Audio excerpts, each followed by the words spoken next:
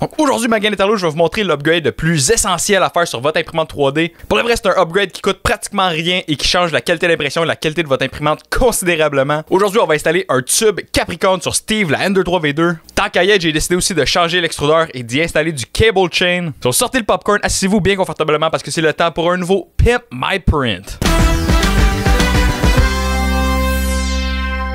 Donc pour commencer, j'ai décidé de changer l'extrudeur pour mettre un extrudeur en métal de couleur rouge. Donc j'ai décidé de faire ça pour deux raisons. Premièrement, les extrudeurs en métal vont être de bien meilleure qualité que des extrudeurs en plastique. Il n'y a rien de mal avec l'extrudeur en plastique qui vient avec l'imprimante, mais généralement ces extrudeurs-là, ils ont tendance à être un peu moins solides et c'est arrivé des fois que j'ai vu des extrudeurs en plastique comme ça qui ont brisé. Donc c'est toujours bien d'avoir un extrudeur en métal. Toutes les pièces que je vais installer dans cette vidéo viennent d'un kit que j'ai acheté sur Amazon pour 30$. Donc c'est un kit qui venait avec un tube Capricorn, un extrudeur en métal, des roulettes en métal et des springs de haute tension pour le bed. Donc tout ce qui a rapport avec la plateforme d'impression, ça va être pour un autre épisode de Pimp My Print. Mais si vous voulez utiliser le kit de upgrade à 30$, le lien Amazon va être dans la description. Donc c'est pas un lien d'affilié, malheureusement, je vais faire aucun profit avec ça. Je fais vraiment ça pour vous donner de la valeur, pour vous aider à débuter l'impression comme des chefs. Donc premièrement, ce que j'ai fait, c'est que j'ai changé l'extrudeur. Pour changer l'extrudeur, premièrement, il va falloir qu'on enlève la petite roulette bleue. Si vous avez une Ender 3 qui est pas V2, vous n'aurez pas cette roulette-là. Ensuite de ça, on va enlever le petit connecteur pneumatique. Il va falloir qu'on enlève le spring pour qu'on puisse avoir accès à toutes les vis. Donc faites attention en enlevant le spring pour pas que ça vous revole d'en face, ça m'est déjà arrivé. Une fois que le spring est enlevé, vous avez accès aux 4 petites vis, vous allez dévisser ça. Là, faites bien attention de retenir le moteur de l'extrudeur parce qu'une fois que les 4 vis vont être enlevées, il n'y a rien qui va retenir le moteur, il va tomber sur votre plateau. Donc une fois que les vis sont enlevées, on va enlever le moteur, on va enlever l'extrudeur en plastique. Donc ensuite de ça, on va prendre le corps de l'extrudeur qui venait avec le kit. Donc là, je tiens à mentionner que c'est un extrudeur gaucher, donc l'extrudeur pointe vers la gauche. Si vous prévoyez pas acheter le kit que je vous parle, vous voulez juste vous acheter un extrudeur, assurez-vous que c'est un extrudeur gaucher parce qu'un extrudeur droitier, ça fitera pas sur votre imprimante. On va commencer par visser le corps de l'extrudeur sur le moteur. Donc ensuite de ça, il va falloir qu'on rajoute la petite braquette en L. Donc pour ce faire, c'est très important de venir visser la petite vis qui va venir retenir le spring en place. Donc ensuite de ça, c'est très important de venir mettre le petit bushing dedans la braquette. Là, on va venir prendre la longue vis pour venir visser ça dans l'extrudeur. Donc là, cette vis-là, il faut la visser quand même assez serrée, mais pas trop parce qu'on pourrait dommager l'extrudeur. Et juste comme ça, vous avez complété le changement d'extrudeur sur votre imprimante 3D. Hey, y a-tu pas plus simple que ça? 4 vis puis un spring. Donc maintenant, pour ce qui est de la partie la plus importante de la vidéo, comment changer votre tube de PTFE pour mettre un tube de PTFE haute qualité Capricorn. Mais là, vous allez me demander pourquoi il faut qu'on change ça, le tube de PTFE. Donc pour comprendre le problème de tube de PTFE, il faut qu'on comprenne comment que la tête d'impression fonctionne sur les imprimantes Creality. Ou ben pas mal toutes les imprimantes chinoises bas de gamme. Donc comment ça marche, c'est que ton tube de PTFE vient rentrer dans la tête d'impression et contrairement aux têtes d'impression 100% métal, sur les Creality, le tube de PTFE, il rentre jusque dans le bloc chauffant.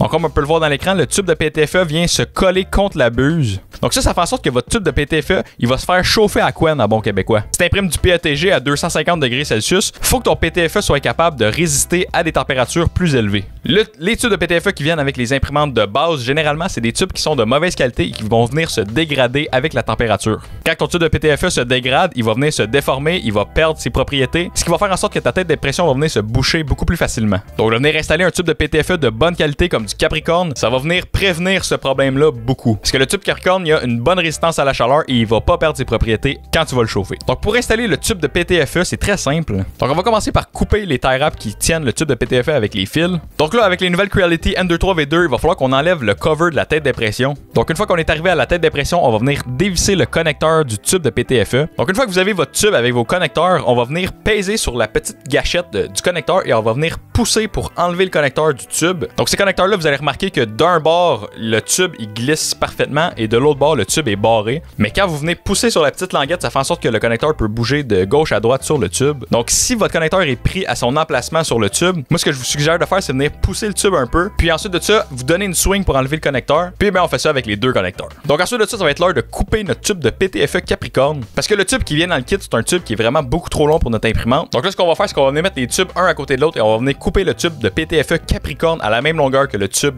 d'origine. Donc pour couper le tube, c'est très important d'avoir une coupe qui est bien droite. Faut vraiment pas qu'il y ait d'angle. Donc pour ce faire, je vous conseille d'utiliser un coupeur à tube de PTFE. Mais si vous n'avez pas cet outil-là, vous pouvez utiliser vos side cutters, mais faites juste attention que vous êtes vraiment perpendiculaire. Puis faites attention aussi que vous n'avez pas squeezé votre tube de PTFE. Parce que bien souvent, quand tu utilises tes side cutters pour couper ton PTFE il va venir s'écraser. Donc si vous utilisez des side cutters, juste vous assurez de arranger le bout de votre tube de PTFE une fois que vous l'avez coupé. Donc une fois que vous avez un tube de PTFE coupé à la bonne longueur, Donc ce qu'on va faire, c'est qu'on va venir mettre le petit connecteur sur l'extrémité du tube. On va venir visser ce connecteur-là dedans l'extrudeur. Une fois que le gros connecteur il est bien vissé dans la tête d'impression, on va venir insérer le tube Capricorn dans la tête d'impression. Puis là, il faut bien pousser fermement jusqu'à temps qu'on sente que le tube de PTFE il est bien enfoncé jusqu'au fond. Si vous enfoncez pas bien votre tube de PTFE jusqu'au fond de votre tête d'impression, vous allez avoir des problèmes majeurs d'impression et de clogging. Et comme pour l'extrudeur, c'est très important de venir mettre la petite clip bleue.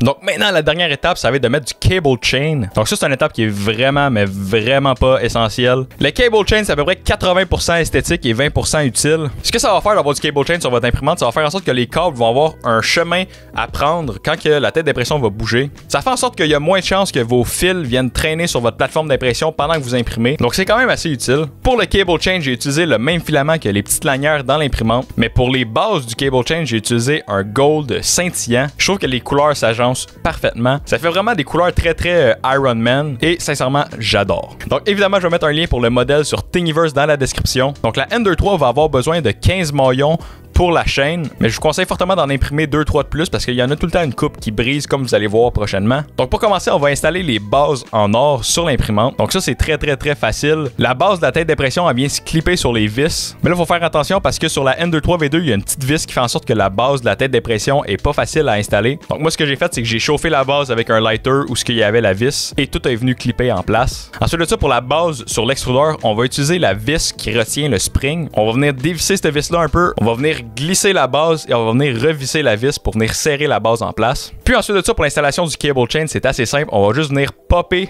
un maillon à la fois. On va travailler très tranquillement parce que ces maillons-là, ça peut briser facilement. Moi-même, j'en ai brisé 2 de ces maillons-là. Puis comme je vous dis, je recommande tout le temps d'en imprimer quelques-uns de plus au cas où ça arrive. Moi, j'avais imprimé le nombre exact et mon cable chain est trop court. Donc prochainement, je vais imprimer des petits maillons de plus et on va arranger le problème. Mais pour l'instant, il va falloir qu'on fasse attention. So yeah, j'espère vraiment que cette vidéo-là a été utile, guys. Donc le tube de PTFE Capricorn, je recommande fortement de faire ce upgrade-là. Pour ce qui est de l'extrudeur en métal puis du cable chain, c'est des upgrades qui sont un peu moins essentiels, mais qui sont quand même cool. Ça vient vraiment ajouter à l'esthétique de Steve. Donc dans la prochaine vidéo, on va venir installer les roulettes d'ajustement du plateau en métal et les springs haute tension. Donc je pense que Steve va être vraiment sick avec les belles petites roulettes rouges. Donc si vous voulez pas manquer ça, laissez un follow, laissez un like si vous avez aimé la vidéo. Et sur ce, bon matin, bonne soirée, bon après-midi dans l'autre que vous voulez, ma gang de Tarlouse.